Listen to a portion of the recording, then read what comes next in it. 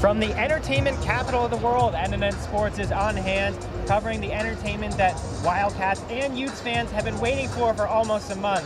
Hello everyone, I'm Logan Schijano alongside Michael Barthelemy. We're just an hour or so ahead of kickoff here in the Las Vegas Bowl, Michael, and the Wildcats and Utes coming into this game with slightly different motivations, let's say. What can you tell us?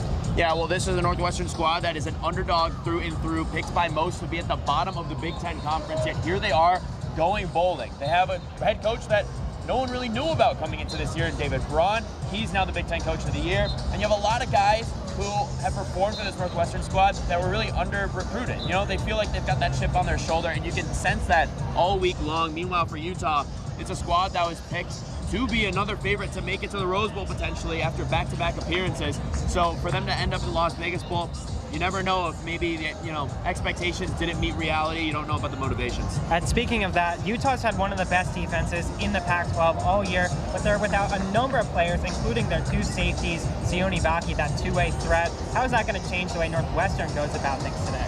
Yeah, well, you can really attack over the top.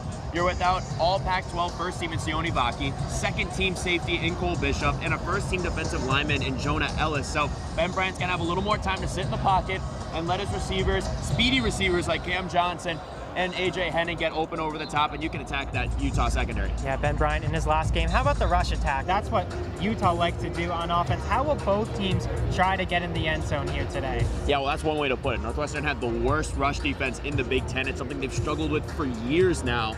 And it's something that Utah is going to try to exploit. You know, they've always had a strong rushing attack. They were going to try and win these games in the trenches, as they always do. It's a staple of this Utes program.